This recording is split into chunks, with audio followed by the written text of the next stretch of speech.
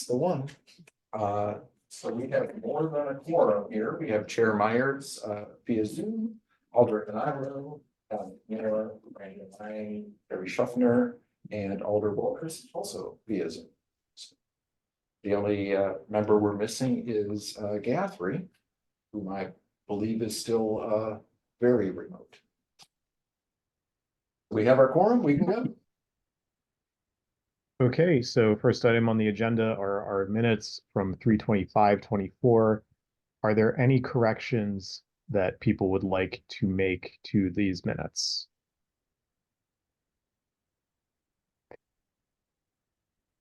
Hearing none, seeing no raised hands, I accept the minutes. Moving on to agenda item number 2, 2024 street surface treatments, award of bid 24-103. Sean, if you'd like to walk us through the memo. Sure, well, and it's pretty short. So Sean Alsrud, who's one of our engineering technicians and on the call this evening, routinely, annually, bids out surface treatments. So it's mostly crack filling and then very thin overlays, basically an emulsion, just to keep our good roads good. This is our sort of best bang for the buck maintenance tool available. So we normally target about $250,000. Is that what's in the budget, Sean, or is it 300? I forgot myself. We still have 250 for this year. I think next year we bump it up to 300,000. Okay, so the bids came back pretty favorably. Arner once again turned in the lowest bid, and they've done good work. If, like in the past, the council directs, we'll maximize the use of dollars by expanding the project scope a little.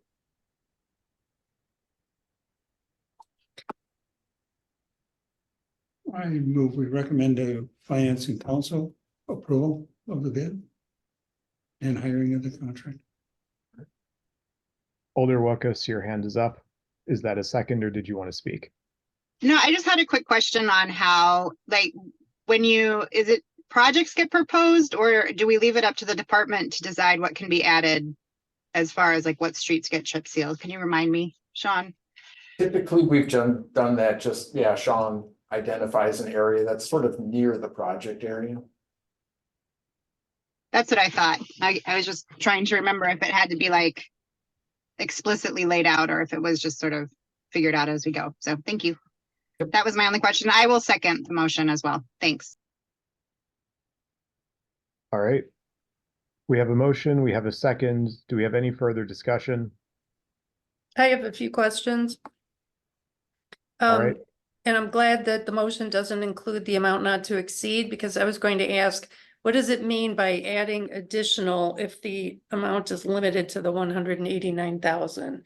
It seems to me like what you're saying is council would have the option of saying go up to the 250K budgeted. Yeah, so this is what we bid, the scope Yeah. that we bid. And so we normally say, well, let's approve the bid at its price, but then just via change order, we'll go above that if the council wants. Okay. I'm fine leaving the amount not to exceed out for now. And then can you explain all the Misty Valley work? Because I know there was some work done last year in Misty Valley, and I'm wondering, is this fixing what was done last year or the year before? It might have been the year before. Do you know, Sean? Yep, this would be in addition to, so we, similar to the road resurfacing, we identify the areas that are in need of a chip seal. So essentially what this does is it completes Misty Valley with the chip sealing. Okay. And any idea why the Friendship Lane quote in the bids was so different? One was 4,800 and the other was 20,800. It wouldn't have made a difference if they had been the same. Farner would still have been the lower bid, but I'm wondering, that was the one that stood out as very different. Sure. So what the chip seal includes is any crack filling. So some streets you have additional crack filling, maybe over another road. And we pay, basically, that's by the pound. So that's one of them. The other thing is with, with bids, it's sometimes difficult to lock down those lump sums or any of the pricing. I think, Sean, can you scroll over so we can see, Scott Constructions? And this is just a good example, is that Farner Asphalt had a mobilization of $2,000 and Scott Construction had a mobilization of $14,000. They're both paying about the same amount for materials and labor. But in order to hide each other's exact pricing, they move a lot of numbers around. So sometimes it's hard to really lock that down. Okay, thanks.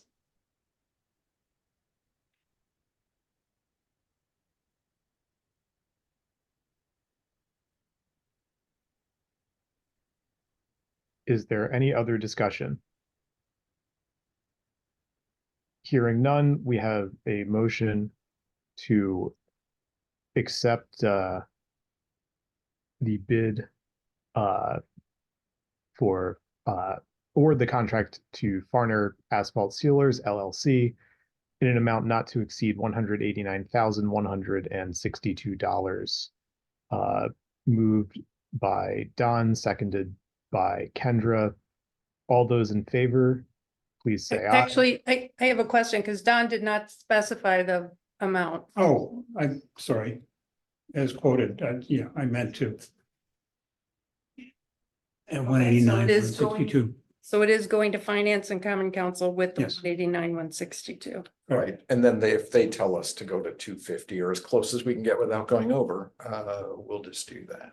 Okay. That's what we've done for several years. Okay, all those in favor, say aye. Aye. I, All opposed? Hearing none, motion carries. Next item, 5-year street improvement plan. And Sean, if you could bring that up and walk us through, that would be wonderful. Yeah, so I'll bring it up, but I'll let Sean Allsrud walk you through it because he has been working with MSA, our GIS consultant, to get this built. It's been a long time in progress and it's still a little bit in progress, but it was in good enough shape now that we're rolling it out and proposing just going forward with this system instead of a bunch of PDFs and This is Excel new. files. Is this new? Brand new. Yes, I thought. It's like, Is there a way to I've seen this. expand that window, enlarge the window for This us? one? The whole- Well, not if we want to share it, because then this green window is everything people on the screen can see. And if I make this much bigger, then I start to lose other stuff that's on our TV. I guess I'm just saying, do we really should- need?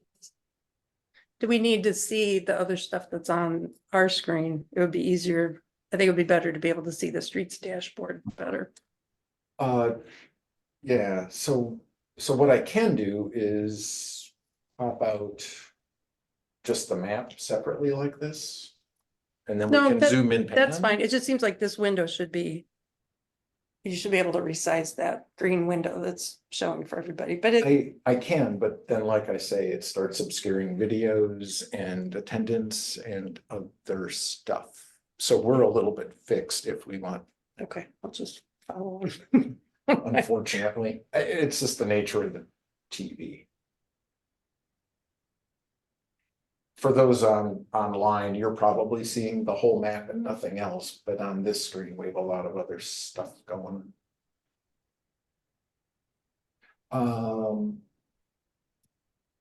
So anyway, you know, let me go back once. So within this little box, sorry, there's the 5-year plan. In the upper box is all of our streets just by pavement condition, so they're all color coded to tell us, you know, Certain things should be either reconstructed or resurfaced. If it's in yellow, we can probably save it for a while. If it's in green, it's good shape. So these are our overlay, chip seal kind of candidate roads. And we have a number of metrics off to the side that people might find handy. But for purposes of tonight, I just wanted to maximize this 5-year street plan view. So I can turn the legend on or off if I'm interested in knowing what all the yellow roads are versus all the green roads. Those are just different years of programming. And if we click on a road, it'll bring up more specific information about, well, what is that thing, right? Is this available to the public too, or is this internal? It is. Nope, it's available to the public Okay. now. So. And again, what it mostly replaces is the PDF and Excel sheets that we used to use. A lot more information. It might be a little easier for people to find their area That of too. interest. Yeah, that too. Which always, I think, was a frustration. Yeah. So, I don't know, Sean, if you want to give us any quick overview beyond what I just did. I'm sure I'm missing Sure. really cool stuff. Yeah, I'll just try to do a real brief update on what we've done. So previously, we have what we call segments, and it's a from point to point on a road, and it might have been a block, it might have been 5 blocks in the previous version. Previously, we had 500 segments in the city. What we did with GIS is the computer can more precisely measure. So we went block by block. So anytime a road intersects, that's a new segment. So we now have about 1,100 segments in the city. And what this allows us to do is get down to a really fine granular, what is each section doing, what condition is it in, and what do we need to do. So once that was incorporated into the new system, we can now look at it visually here. We can zoom in and out. People can look in their neighborhood. And we just have a lot more information. As the projects move forward with this, we have another one called current projects, and it'll show the roads that we're reconstructing and things, and we can put new information on there. So if somebody goes and clicks, they can see my contact information, when's the project going to start, things like that. As far as the 5-year plan goes, you're still seeing the same color codes that we used to use with the blue, yellow, red, and green. But what we've added now is we're keeping the current year in gray. We would get a lot of calls and say, I'm looking at the 5-year plan, but what are we doing this year? So we're leaving that on there. And then the bottom one that currently says future and is in gray, that will probably be pink. And if somebody suggests adding a road in the future to the 5-year plan or to the next one, we can go in and click on that and put it on for what this would be 2030. So it's just a lot better way for us to track the 5-year plan, to make changes, and for you and the public to be able to view what's happening.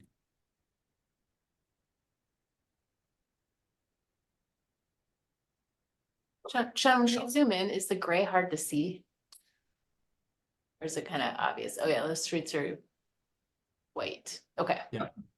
That makes sense then. Yeah, and as Sean had said, this is something that every day myself and MSA are talking. You find a little thing, you have to tweak it. So I have a meeting with them tomorrow to update a few things. So this system will just get better and better. But what you're looking at in the 5-year plan, if you go to the city website and on the homepage, it's called GIS. If you click on that, you'll see, it looks like apps on your phone, and you'll see, what's the public? You can see information about the parks. You can get a lot of information.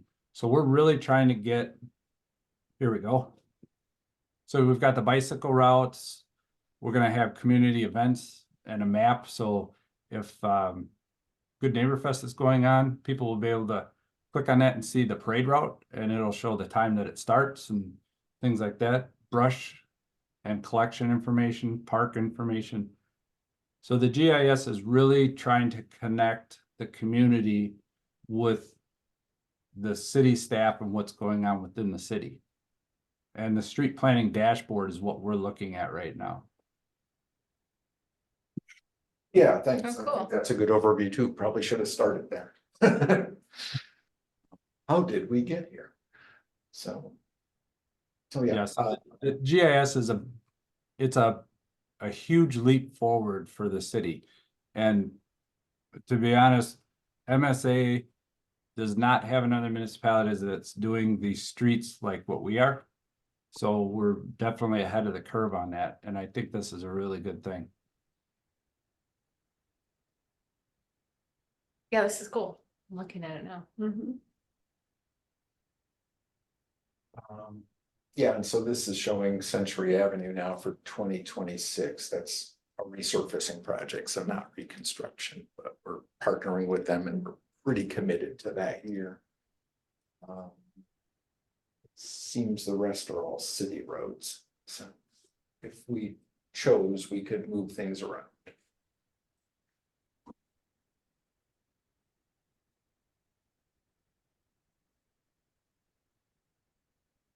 And what Alright. was, sorry, Sean, from your memo, what was the major change from last year to this year? So we took, you can see on there is gray right now is Clark and Lee. So we removed Clark and Lee, and that was based off some design questions, I believe. You know a little bit more about that than I do, Sean. Yeah, the committee's last action was to put that in for redesign. Redesign again instead of construction, so we didn't budget that for construction.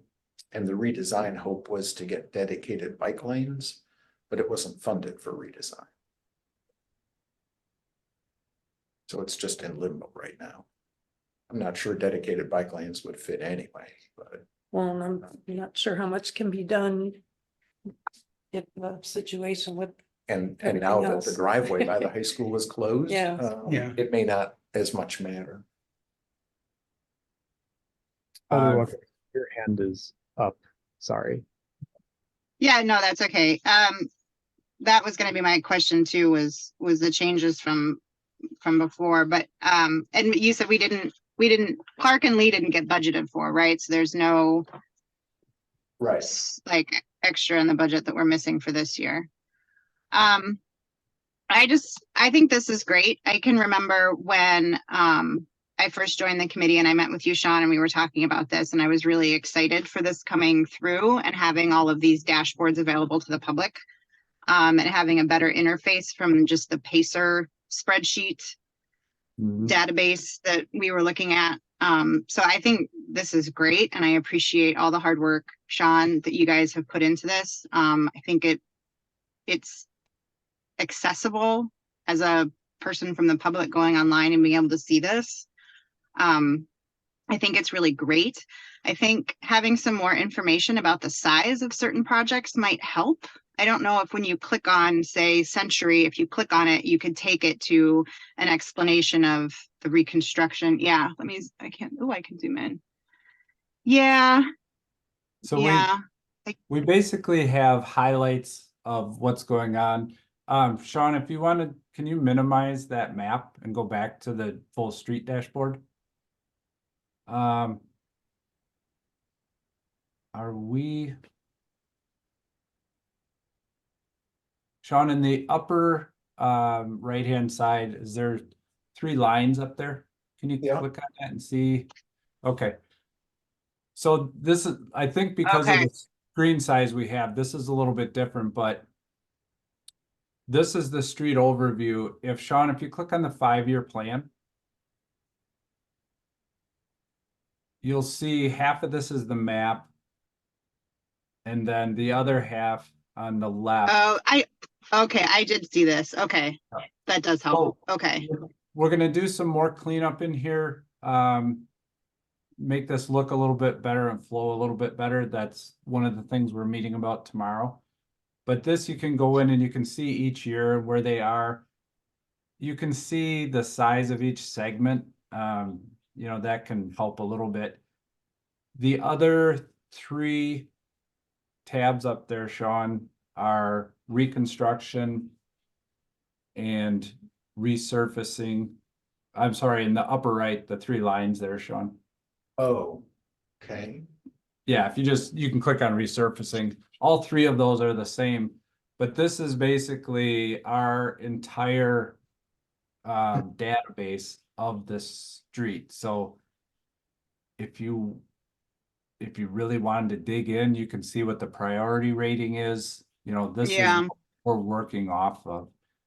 Yeah, And yeah, we'll find too many of our neighbors really want to dig into this level, but Mhm. Right, yeah. right. We want it to be accessible to people, but again, you know, that the dashboards are basically just it's running a preset query for different things that we think would be pertinent to people. Right. So most of the time, Yeah. people just want to see where we're doing work.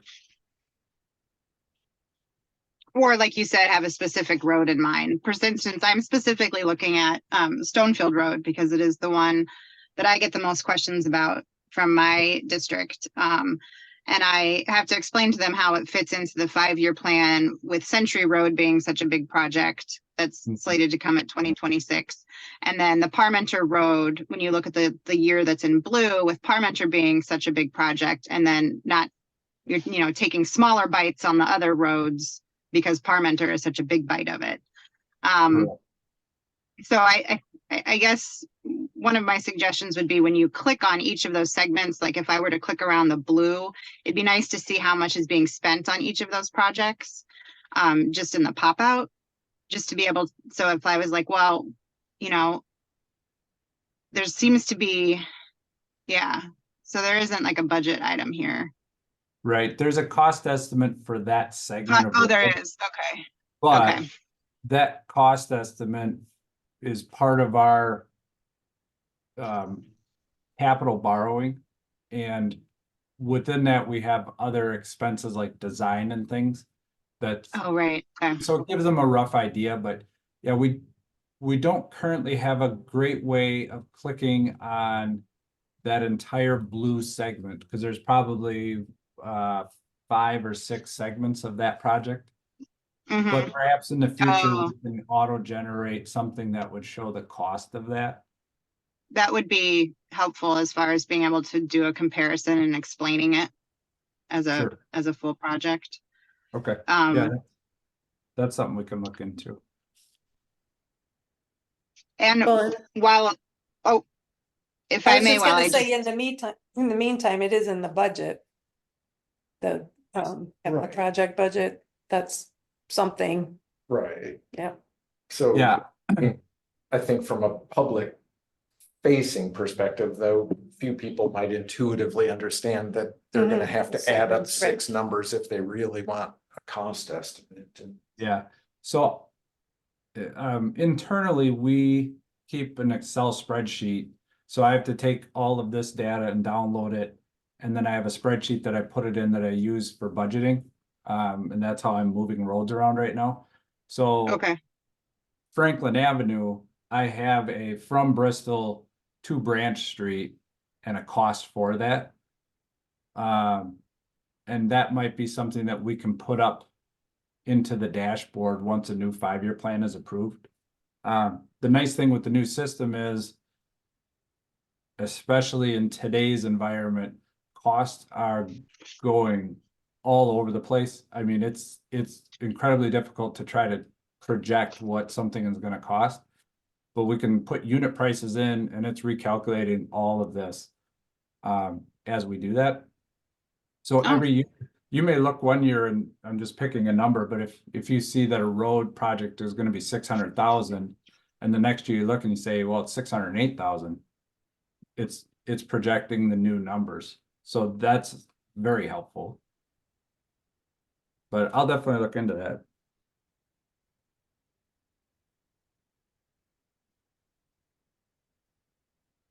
And then my other question would be right now, are we open to making any changes to the 5-year plan? As a committee? Yes, and I have one to propose. Okay, let's hear it. Well, as I've said, I think a couple times, I would like to see High Road be added to the list. I recognize that there are jurisdictional issues, but we're actively working with the town of Springfield on transportation in this area of the city. And we're also about to begin working with the town of Middleton on our boundary agreement. And there's a tiny little segment of High Road that's in the town of Middleton. And then the remainder that you see until the city limits, or, north city limits, that's Springfield. So I recognize it'll take a couple years to work through those issues. That'll give Red Tail Ridge some time to build out. But we've got a not very safe temporary asphalt path and narrow street. And this is the area that I get the most requests and comments from residents is when is High Road north of Spring Hill Drive going to match south of Spring Hill Drive? Because it's, it's got the bike lanes and sidewalks on both sides, and that's what they would like to see heading north. Mhm. I think that's a really good, oh, go ahead. Nope, you. I was just gonna say, I agree. Heading up that way, visiting anyone that's up there, it's very obvious when you leave the town. And you go through that little area. So if there's something that we can work out, I think that's with the expansion of the neighborhoods up there, I think that's definitely something that should be added. I'm sorry, did you mention a time that you would I like was to see thinking this in like here? 2027. For design or for building? Well, for building if possible, but I recognize that's probably ambitious. It might So, be. and when we get to the next item, Chad might have a suggestion. But related to funding, I'm wondering, so Sean mentioned that the street surface treatments are going to go up, the budget or the target next year will be 300,000. I was wondering, how come the 5-year plan is stuck at 2 million for the request? It would seem like we're able to do less and less every year because that target doesn't change with inflation. The overall road project, right? Right. So- The 5-year plan that we're looking at has Yeah, a target budget of $2 million per year. exactly. And it seems like that should be escalating.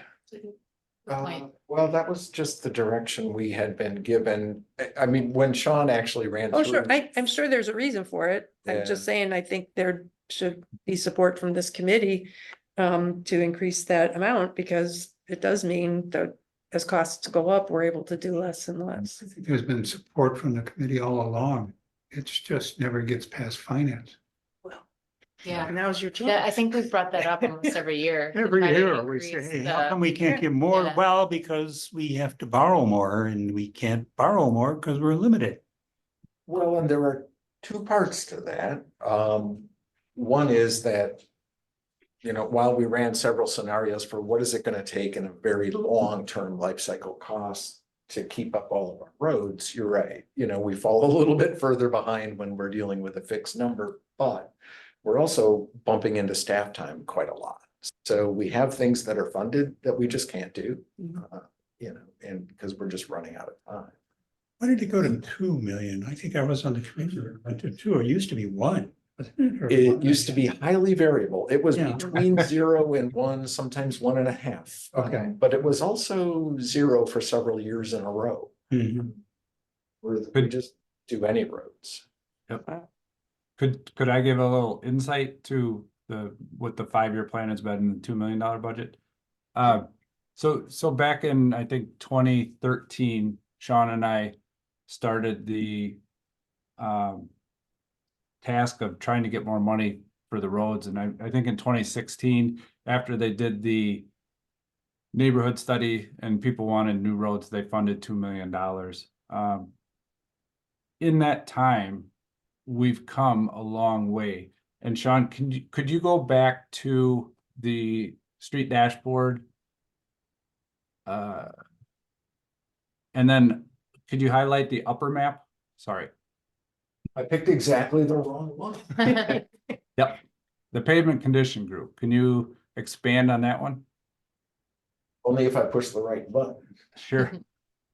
So we identified the roads that had to be reconstructed, and the reconstruction also includes water and sewer. It's a much, much bigger project. And we laid that out over a 10-year period. We have gotten a lot, I would say the majority of those roads completed now. So when you look at the 5-year plan, we have reconstruction and we have resurfacing. Reconstruction is a large project with water and sewer. A lot of other utilities are involved. Resurfacing is just that. We basically pull up the old asphalt. We fix the manholes, some curb and gutter, some ADA ramps, and then we resurface. It's a lot less expensive to do, so you get a lot more mileage for your money. What we're rolling into is a time, I think we have a couple projects in 26 and 27, and after that, we're basically done with road reconstruction projects, and we're just going to be doing resurfacing. So that $2 million is going to do a lot more square yardage. Does that make sense? Yep. We'll get a lot more bang for our buck. So So we're getting into a sweet spot. I'll say yeah, that. we really are.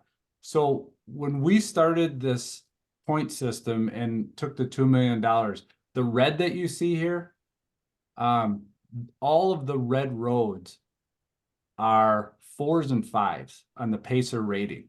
We don't have any 1, 2s, or 3s. We've fixed all those roads. Within this 5-year plan, our city will be pretty much yellow and green. And that's a really good thing, a really good thing. So we have the $2 million. It's going to go further for us as time goes, even though costs go up. That sounds a little counterintuitive, but we'll get a little. At least for quite a while. At some point, we're gonna Yes. get back to reconstructions just by virtue of things falling apart, but at least we're getting into a spot where we can keep good things pretty good. Given Lisa's request, to consider High Road. At this point, it would be just a placeholder because it's not city property. Correct? Well, if we reach agreement with the Right. towns. So no, that's the if, but today it's not city property. Correct. So if we budget for it at this point, it's just more or less a placeholder and God, we hope we can do this. Well, this would just be planning, not. Right, yeah, budgeting. there, I mean, everything after this year is a placeholder. Yeah, we're not laying Right. out any money. Yeah, so, yeah, I don't have a problem with that, but getting back to his comments, that will eat a lot of money because that's gonna be an expensive hunk of road to build. Yeah. It's not a resurfacing project. We do have some money from deposits at Misty Valley and we have some and we will get other deposits from Red Tail Ridge. Mhm. So at least those frontages are more or less paid for. It's Okay. the rest of this down here. Or even if we reach agreement with the town, we may not get much financial contribution from the town. Mhm, Hard to know. mhm. Yeah, I don't have a I problem thought with the there was a placeholder, plan but for High Road. There's not. No, we just came up with a cost estimate for purposes of having developer contributions toward its eventual reconstruction. That's what it was, yeah. and Yeah. that was just within the city limits. That doesn't take account for the stuff that's not in the city.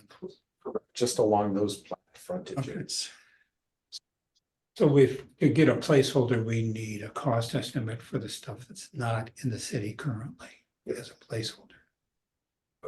Well, and the bigger part is we would need some sort of agreement with the town, and that's gonna take some sort of Again, consensus on what the cross section Right. should We be. understand, but as a Yeah. placeholder, though, we can throw money at it and say, okay, we're gonna stick this money aside. Or not at least aside, but Which is the other part. So even if we say, oh, put this in 2027, we have to come up with a rough enough cost estimate to know, well, what are we bumping from 2027 then? sure. Yeah. Yeah, I think that would be the bigger question. I think there's some high level or, you know, Stonefield Road is a good example. You know, that's a big project to bump. Century Avenue is in 2026. That's eating up well over half the budget. And that's a project with the county, so I think we're pretty committed to that one. Yeah, it probably would start bumping the other 2027s, which starts to bump the 2028s. Well, Mhm. 2028 doesn't have a reconstruction project. So maybe that's the year to put that in. Everything else is just resurfacing. And 27, we could add the design. Oh, I'm sorry, so 2027 high road design, 2028 construction. Reconstruction, right? Okay. And that's 4 years from now, so that would give an opportunity to try to envision bumping up that number. Since it's already, well, and those projects are all resurfacing projects, there's like a ton of them. Because everything that year is all resurfacing, so there's just a lot of them. So we do have a portion of the Stonefield neighborhood in 2027 in the light blue there.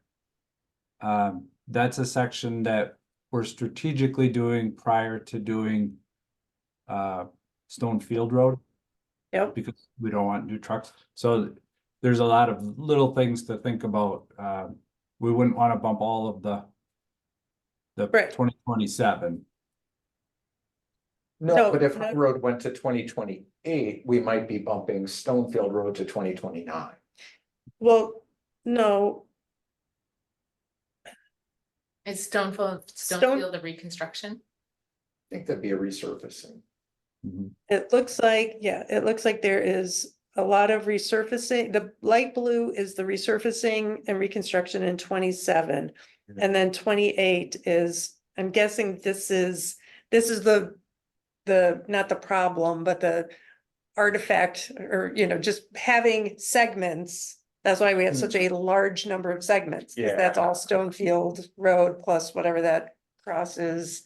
And those Here. little, Yeah. yeah, sort of so maybe some of those smaller projects Murphy and Eagle. east of the Beltline in 28 could be deferred. Yeah, we can choose, you're right. So if Murphy and Eagle get pushed back to 29, yeah, if that frees up enough money for High Road, I guess is the key. Yeah, the Alderman century, yeah. Thank you, Chair. The real problem is with Century taking up such a big budget in 26. And the layering of the boundary with the Stonefield in 27, 28. Stonefield right now, after this winter, and it is in a really, really, really, really bad shape. So I understand the city wanting to do boundary first and then Stonefield, but we can't push it back any further at all. In fact, I have real concerns about the bike path on Stonefield. It's pretty much impossible to use it from the boundary intersection towards the railroad tracks. You basically have to ride into the right of way. So we just can't push that back anymore. It's definitely, if not, it's got to be a 5 on the scale. It gets a lot of traffic now that was deferred off or rerouted off of Gammon with the closing of Gammon during the floods in 2018. And so once people found it as a cut through from Gammon over to University, we see so much traffic on it now. And it's in really bad shape. And I understand, again, the timeline is what it is. I this has been on my radar since I joined the council, but we just can't put it off anymore. It's falling apart. From a staff point of view, that is currently probably our first or second worst road now in the city. I'm glad that you know that. Yeah, I'm glad to hear that. I get the phone calls too, and Yeah, It's a road that has been chip sealed and patched numerous times. To give that road a pacer rating is a little bit of a it's a misconception because the road is just in bad shape and it's beginning to deteriorate. yeah, pretty rapidly. So it definitely needs, if it can be moved into 2025, I think that needs to be done. I understand with Parmenter, the budgeting is tricky. You know, I drove along Franklin 3 or 4 times today just to try to compare it. And so trying to see if that would be, because it's not an equal distance amount, you know, it's a shorter distance. I don't think it would require as much. I So I think don't think it's comparing apples to apples, but right. If I remember correctly, I think Franklin is a reconstruct. So we have water main that we've had breaks there. oh, okay, So okay, that's why I say it's tricky to, I'm yeah, not 100% sure on that, but I think that one's a reconstruction. I think Okay. so, That's too. what, yeah, that's what it's What's- showing up as. So if Stonefield is 2028, is there room to bump it up to 2026 or 2027? Century makes it so hard, right? Century is eating up a good portion of our money, and the other part of Century is in 2025 at Century and Allen, we're looking at doing a relayout of the ped crossings.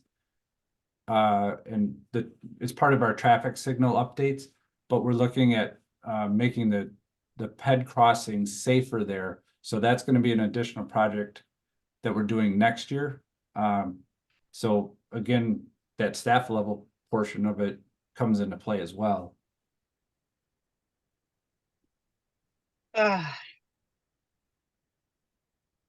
Well, I think I'll go, and I wasn't suggesting that we defer Stonefield, but I'm guessing Alder Wokus is trying to bring it up forward in the schedule. Yeah, I'm trying, but this is the problem that I've run into since this has been an issue. I don't, with Century being what it is, with Parmenter being what it is, it's hard. And with the fact that, you know, the reconstruction versus the resurfacing. I mean, because the only thought that I had was switching Boundary and Stonefield. But obviously, I understand why staff would want to do it. So I feel like I've had this conversation so many times, so I'm always like, I don't know what the answer is. So if anybody has, What's happening in 2027, like besides the boundary? Century is supposed to be redone, but Century. you know, okay. that's. Lakeview, 2026 for Century. Now in 2026 is. 2025, we 27 do have some projects to the north that are resurfacing that, you know, just from so I think up by Graver Pond there, Sean, that neighborhood, that's a resurface in there. Yep. And then if you go down Hayden, that area, that's a resurface. You know, those are numbers that we could look at. Those are just resurfacing projects. It's not a reconstruct. They're not, you know, the volume on those are less. It's something that we could look into to see what those numbers add up to and compare them to Stonefield. I Well, would definitely be, no, go ahead. I was just gonna say, I just assumed because of just the size of the projects that it would not. Because again, I was trying to figure out where we could do that, but they just seem too small. But if you think that that's a viable option, I would love to explore it. Well, what about if we, go ahead, Sean. I was just gonna say, it's something I can look into. You know, how viable it is, I'm not sure yet. I'm just trying to pull up, I wanted to pull up my spreadsheet so I have a better idea of costs. I was going to ask the members and the chair, what about a motion to have staff modify the 5-year plan to bump up Stonefield and add high road design and reconstruction and come back to the Public Works Committee with a proposal.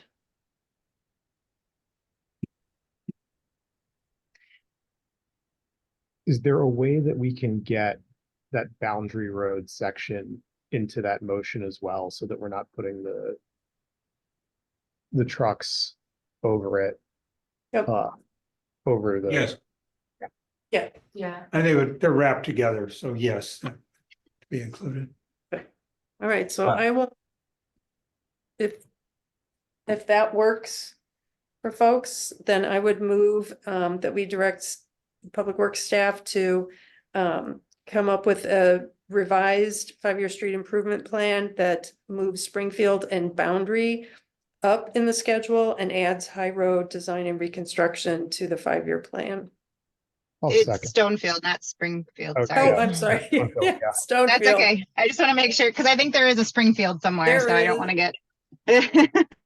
We'll be out. Springfield everywhere. Stonefield and Boundary, I stand corrected. So that's my motion. Fortunately, that's what I wrote down, so. Good. Timeframe, Lisa? I'll That's leave it up fine. to, them because they're the ones who are, If to do the work. Yeah. Okay, yeah, I can second the. And I motion. don't think. Yeah, and I don't think that there's any rush really, because nothing's budgeted, right? It's just a matter of seeing how we can fit it in within. I would suggest that we ask them to do it before 2027. do So Stonefield. Not provide, sorry. You have 3 years to do it. No, to try to do the projects within that, to fit those on the 5-year plan no later than 2027. Yeah, that's Okay, good information to provide them. yeah, so we'll have to figure out what is being removed from the current 5-year plan in order to fit High Road. And then just Sure. as a gauge, I looked up quick. We're gonna be probably $1.2 million on that red portion of Stonefield along with the cul-de-sacs. So that's half our budget. Yeah, So it's gonna be really a tricky one to move. When you move one road, it kind of ripple effects, so. Yep. We'll try our Yeah. best. Can you do half or is that bad idea? We'd be driving, yeah, I don't know. So Lisa, We'd probably be driving over the new half Yeah. to the old Yeah. half. typically, Lisa, what has happened in the past on this road construction thing is, okay, we've got a cap. And we gotta stay under that cap. So if you're saying that finance committee can raise that cap, how much can you raise it to? Another 500,000? That all depends on the year that we're doing it because of the way the net new construction and how the new state aid formula comes in. And other capital projects that we have. Okay, So so, like when Pheasant Branch, when the Conservancy restoration needed $1.6 million, we added that to the budget. We cut more capital projects, but we Mhm. exceeded our $4 million capital project threshold, okay, of 2 million of which goes to roads, so. But there's always, there's always flexibility, okay. and So maybe that's a good point. Yeah. Maybe Yeah, there could be how some much flexibility. flexibility can we get? Yeah. You know, if For those- Sean needs another 500,000 somewhere. Yeah. Well, the flip Find side it. is, yeah, we're doing our planning until someone else changes the rules. Yeah. Right now, the rules are. Right, the rules are $2 million, yeah, yeah. So, But the other thing that Sean had mentioned earlier is our current $2 million budget is exceeding our staff hours that we have. So if we bumped it by 25%, from a staff perspective, I'm not sure how we and have there's to a. grapple with that. There's a balance point in there someplace too, because if it's $500,000 of new projects, that's a different question from a staffing perspective than if it's, if a project goes from 1.5 to $2 million, right, that's we're different. relatively insensitive to that from a staff hour perspective. It's just contractor cost. Yeah. Mostly. Well, and I can tell you that public works staff is a priority for me. Public Works and Human Resources. Me too. Are the two areas that I feel strongly Middleton. But needs don't to tell invest. Ulsrud, he'll get a big head. Did you mute him? Yeah, no, I know. But what if you add more It's projects, difficult. then that can be more timely, Yeah. right? Like it's almost number of projects because there's more people to coordinate with and. Right, so making Yeah. this all into one project doesn't necessarily take us more time. Right, Our time gets spent in getting consultants, telling them what we need designed, working with them to get it designed, you know. Mhm. yeah, that makes sense. So even Those little ones probably. the little ones will kill you. Yeah, yeah, Mhm. They chew up time. yeah. Plus you get more people in different neighborhoods contacting you too, right? Like all those little ones there. Yeah, everything's detailed. Yeah. Are we to the point of calling the question? Yes. Chair? Yes. Ready for the question? I think there was a motion a second. We do have a motion. We do have a I second. Oh. And okay, I thought I'd lost the feed for a second. All those in favor, please say aye. Aye. Aye. Aye. All opposed? Hearing none. Motion carries. Now we are on to Red Tail Ridge Phase 2 Final Plat Policy Issues, PC 2628A. And I have to jump off now. Sorry. Thank you, everyone. I will see you all later. Bye. Thanks, bye. Sorry. Bye. before we get into this one, we've typically done a brief recess at the 1 hour mark, and we're just about there. So if the members of the committee would like a brief recess, please let me know. I'll wave my hand. We do have interest. Yes. Okay, so the committee will enter a temporary recess beginning now at 7:23 p.m. Central Time and ending at 7:29 p.m. Central Time. We're back and you reconvene. So, could be earlier. Thanks, Sean. I think that's all you probably needed to be here for. So I appreciate your attendance and your input. Have a good night. Thanks, everybody.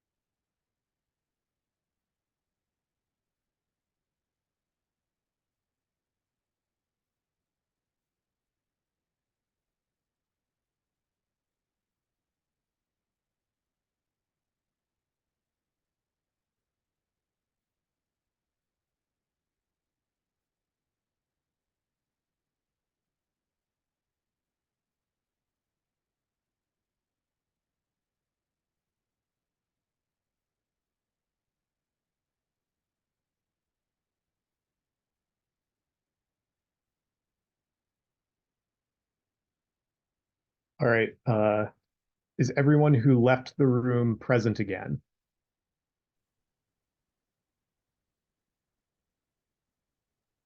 You didn't. Oh, hear he any of didn't hear that, us say yes.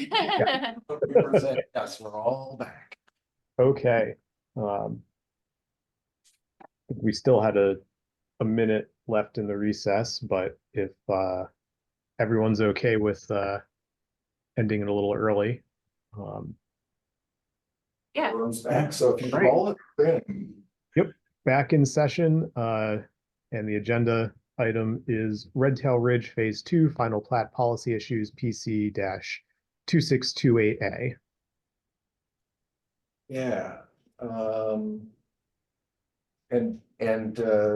So you all got the memo. I would say issue number one is probably the one I'm most in need of input for. The other ones are mostly documenting differences between the preliminary plat and the final plat. But both planning and engineering staff are in favor with them as proposed. And I'm not saying that planning or engineering staff are opposed to the first issue as proposed, but it's probably the more substantive policy level issue. I'll say it that way. And maybe it's most helpful if I just go to the drawing that Wade Wise, the design engineer, had proposed. So you have the preliminary plat, but maybe more important is what's before us. There were some changes necessary from the preliminary plat, mostly because stormwater management is more needed at, I'll say, the east side than the west side. And that requires then moving some roads and lots around those stormwater features. But one of the things, part of the fallout is that because the road network then changed, there are proposed 3 intersections with Bellefontaine Boulevard that had been 2, and Junco Drive had been at the plat line, but it shifted south. So everything a little bit got more compressed in terms of spacing between these intersections. Normally, we would look for 300 feet, and these are, by recollection, closer to 260 feet. You know, at some point we split hairs and wonder, you know, if it's a big deal or a minor deal. I know Mark Opitz, our city planner, had been checking in with Madison because they've got something even closer spaced than this on a significant regional collector street on the east side. And he was trying to see, well, have they had any practical problems with that? But he didn't hear back. So How about, you could probably try Fitchburg, I would wager they have the same situation. it could be, and I think part of it is just obviously the function of the lot depths, you know, as they Mhm. get a little bit smaller, then the road spacing gets a little bit tighter. Mhm. That's what I was wondering. Is it more a lot spacing issue than it is a safety issue? Like is the 300 feet based on our previous lot depth? It's a nice round number. Yeah. But I Well- don't know if it physically Go is back to the meaningful. original, see what that The looked like. preliminary plan? Yeah, Okay, so that looked more like, you know, Red Pole was still here, Junco was here. yeah, There just hadn't been a lot in the middle because this was proposed as stormwater management over here. yeah, yeah. But we really need the stormwater management over here. And if Chad is on the line, if I remember correctly, the proposal to change the way this is configured would lose 2 lots, add impervious area, and then also cost $500,000. Yeah, that's a very good synopsis of it. We got to add 200 more feet of pavement, basically, or city road. And it does cost 2 lots, so the price adds up pretty quickly. So the plan commission talked about this, what, 2 weeks ago? Probably. And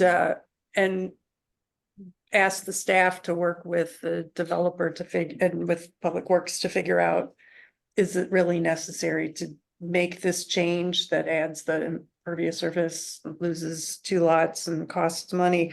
I would note, I live on Whittlesey Road and Algonquin, I know it's technically a collector, but Algonquin has 2 private roads that intersect with it less than 185 feet apart. And even though they're private roads, they are roads, they're not Mhm. driveways. And we've never had a problem with those two being close together, with traffic on Algonquin. So I would be in favor of not holding this development, this particular intersection to the 300-foot spacing. Yeah, and because it's a policy document, the access management plan, that's really why I wanted to bring it to committees rather than just have staff say, yeah, that's fine. Let's Mhm. just override a policy. No, right. Well, I'd rather see us require the speed limit to be 20 miles per hour on Bellefontaine on this side of High Road, than force a change just to meet a policy that might need to change now that our lot depths are going to be different. Yeah, that might be the new normal for Yeah. all I know. If we were to hold them to the policy, what's their alternative? Do they have a, You can only barely see it sketched in red, but you can kind of see this little red corner clip, right? So this would become a T-shaped street through these, what's drawn as lots. So Lynette is it Lynette or Linnet? I don't know much about birds. That's a good question, actually. I think Linnet looks good to me, Sean. All right, Yeah. Linnet. So this would become a street that connects out to Junco and Red Pole. And then these would all be. Oh, those would be all lots then. Along this road. So that's kind of the alternative. Yeah, and Oh, that's kind of weird. Lynette would. That's sort of crazy, yeah. I'm gonna write that down. That's. Yeah. It's kind of, Yeah, that wouldn't really make sense to me. yeah, but that's the practical alternative. Yeah. If we don't want 3 intersections out here, they need to get back out somehow, right? I mean, Right. the only other way to do it would be another cul-de-sac nobody really wants. Mhm. Yeah, no kidding. Then people would start using the alley as a thoroughfare. Right, Yeah, exactly. We have that in my neighborhood. yeah. So that's issue number 1, and I. you know, I'll think it's agree with worth Lisa running that through the probably not gonna others. Be an issue. Oh, sorry. I'll agree with Lisa. That's probably not gonna be a big issue.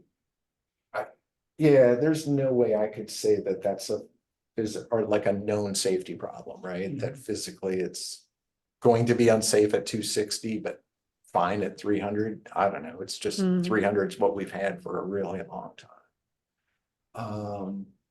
The other 2 issues are just about introducing these S curves on a couple of the streets. And then the 4th one was including a sidewalk to connect Red Pole down to the park along the west side of Lot 11. That came from the plan commission, as I understand it, so. And the developer has agreed to that. Yes. Feels like it sort of started life as a mid-block crosswalk. I don't know, I mean, there's a bike path right here too, for that matter, 1 lot away, but. Doesn't matter, that was a policy level decision too. So, Lisa, you mentioned Bellefontaine Boulevard at 20 miles an hour. Well, what I was saying is if safety is the reason we have this 300-foot spacing, then I would prefer to add a measure of safety to these 3 intersections by making Bellefontaine 20 miles per hour rather than force the developer to change the configuration and not connect Linnet Lane. Yeah. The reason I'm bringing it up is because, like, I think even at 25, the stopping distance is fine Yeah. for a car. So Right, yeah. Yeah. So what's the S curve issue, Sean? That those aren't to city standards or that, No, they are. well, because if nothing else, it's sort of a traffic calming thing. Mhm. Well, you always say that after the fact. Well, even before. Drivers have to know that it's park cars on both sides and it'll calm the traffic. Yes, that actually does work. Our problem is historically, we've always guessed wrong, you know, Yeah. where people actually will park on the street. Well, so what is the concern? Just that they're there? Just, yeah, different than the preliminary plat was. Oh, And so I think also a policy about it, because the preliminary plat was straight. approved. Yeah. Changes to it, policy level changes to it really should also then be approved by a policy level body. Yeah, I don't have any problem with the curb lines into, I don't better know. stormwater treatment is priority as far as I'm concerned. Would take precedence being on the soon to be defunct stormwater utility. Yeah, you better say that while you can. Yeah, so I mean, it's just a necessary function of what else has to happen with this plat. Sure. But Yeah, just those four things are different that we noticed. okay. And like I say, staff's in favor of this S curve, staff's in favor of this S curve. I'm a little bit neutral on whether there's a sidewalk here or here, but I understand that came from the plan commission already, so it's before the Public Works Committee now. Actually, And I like the curvilinear approach. It adds interest and intrigue to the neighborhood. it does Yeah. do that. Yes, Yeah, yeah. It's Who no wants a longer- straight road? a straight road. Well, maybe some engineers, but nobody else. Mm, I gave up my license.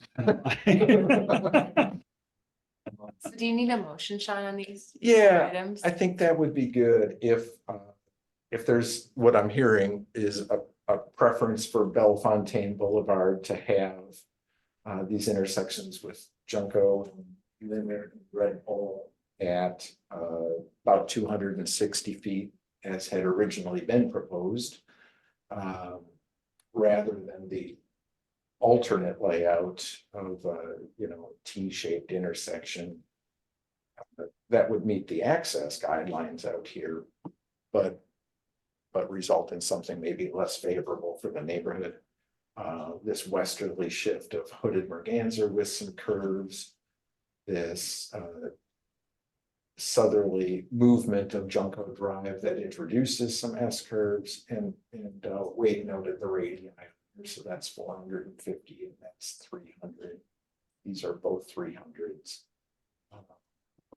And there'll be a little bit of fine tuning yet, but they've got it all laid out in their CAD system already.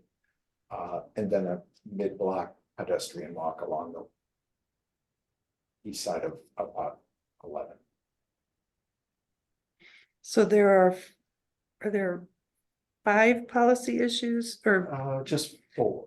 So it's 3 intersections, a shift of this road, a shift of this road, and addition of a sidewalk. and then also no cul-de-sacs required, right? No temporary cul-de-sacs required. Yeah, those had been proposed and plan commission already noted that they don't need them proposed, so I Okay. just left it off this list. Like that decision's been made and it's sort of a coin toss, so I just left that with the plan commission. They already weighed in. Okay. So I'll try to make a motion that that we provide a recommendation to the plan commission to approve the final plat for phase 2 Red Tail Ridge, including the 260-foot spacing for Junco, Lynette and Red Pole intersecting Bellefontaine. Number 2, the alignment of hooded merganser and Junco Drive, and adding the sidewalk from Red Pole to the public park. Did I capture them all? I lumped hooded merganser and Junco together. Yeah, and the way I was proposing it is that we're just making these policy level decisions, but that the plat would not be approved because we don't have it before us right now. Okay, We have red line version of it, but We don't have the official plan. yeah. okay, Normally, we look Approved. at that together with the plans and with the city developer agreement. I know the plan commission looks at it at a different level. They're looking just at the plat, but here we look at the Yeah. plans, the plat and the city develop agreement sort of as one thing. Also, when we sewer. Well, then, Sewer, et cetera, that could be a part of that as well. The stormwater group normally looks at, yeah. well, then, since there isn't a second yet to my motion, I'll make another motion. Recommendation. Well, can I recommend that or can I move that we recommend to the plan commission that they accept the proposed changes Yeah, to the preliminary plat. to the preliminary plat? And then okay. we'll just enumerate the The four we Junko talked Linnet- about. Linnet and red pole spacing, the alignment of hooded merganser and Junko Drive, and I guess we want the addition of a sidewalk from red pole. It was originally in there, but now it's moved somewhere else, correct? Well, it's not here now, but Okay. it was talked about along the east side of Outlet 11. Yep, okay, and the addition of a sidewalk from red pole to the public park. Okay.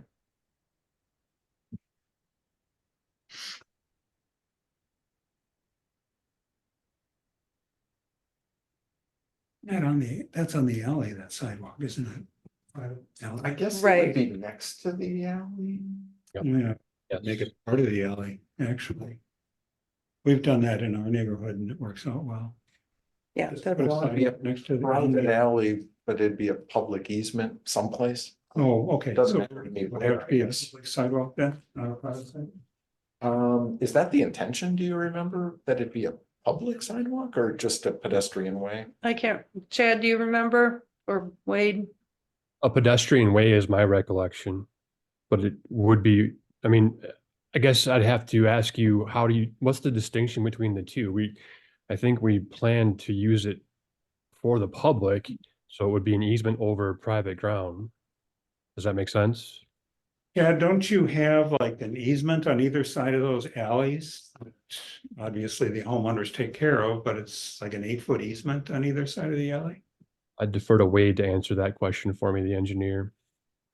Yeah, I think in this case, guys, what we're fighting is a little bit of width issue, 24-foot drive lane and a sidewalk adjacent that, trying to keep that street or that alley narrow. So I think the intent might be for a public pathway.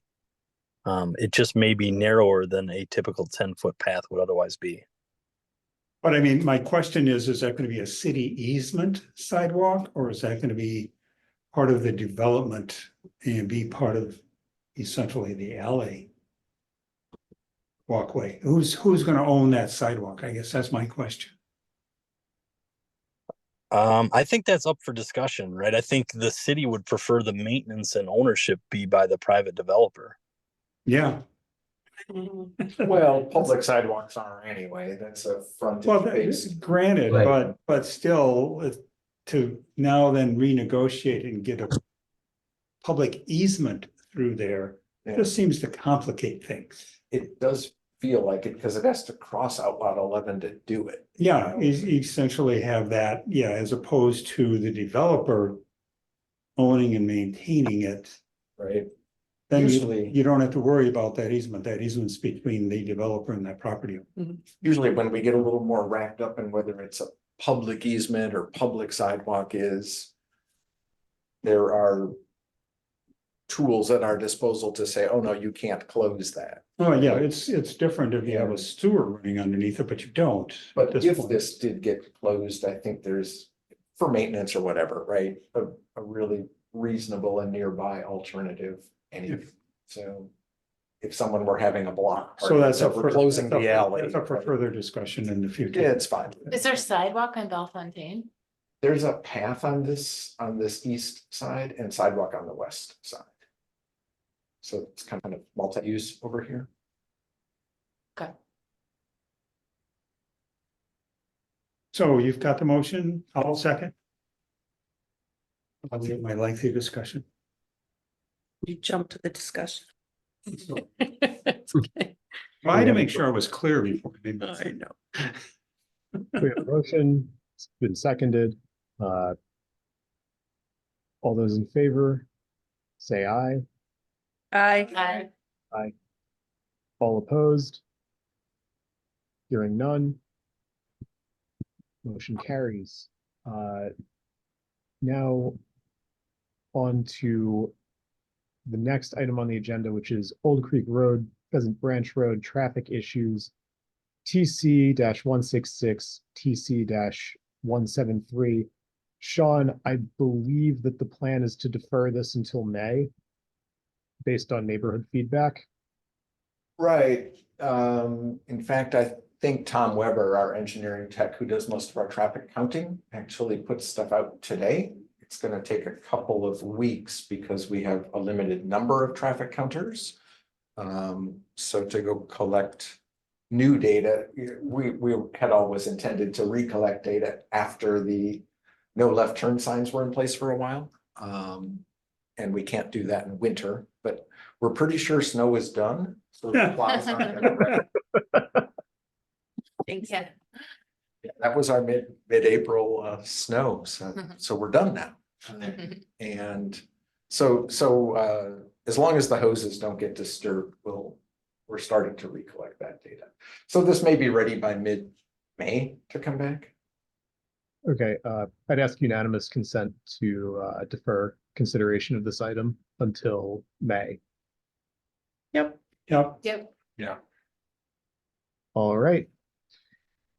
Agenda item number 6, future meeting agenda items, no discussion or action. Lisa, I have none. Carrie, Have one. I was wondering, some neighbors brought to my attention that the end of Middleton Street that currently has like a blockade where like it's a Stricker Pond is. Yeah. That they told me that the city of Middleton is considering connecting that to Middleton Street that's located in Madison. And they have a petition circulating and they told me, Sean, that they emailed the city. So I just figured it's probably gonna get on the agenda at some point, but I don't know, but it would be, Feels to me unlikely. okay, I could, if you would want, bring it to the committee, but I don't think it's even got that kind of traction. okay, so maybe it doesn't need to be, That'd be my first okay, guess. I could maybe email you instead or something for. I more have information. responded to a couple of those emails. Alder Wokus and I already met with Abby Attoon. Okay, At staff level, and Abby's gonna reach out to Madison, but we don't have anything to react to really, at a committee level. It just was a line on a drawing, but okay, so. okay, well, yeah, then, If you we're want. getting close to discussion, so. okay. Catch that. I don't need to put it on the agenda. Okay. All right. Brandon, Nothing from me. Don, I'm just sad I'm not gonna be here on the 13th. Oh, I'm crying inside. Yeah, I will be too, actually from afar, but Yeah, you're being Maine? yeah, Yeah, nice. Oh, that's the annual thing. yeah. Only two Okay. meetings. nothing at this time, so we've reached the end of our noticed agenda. The meeting is adjourned. Thank you. Safe travels home. Thanks. Thank you. Bye, everyone.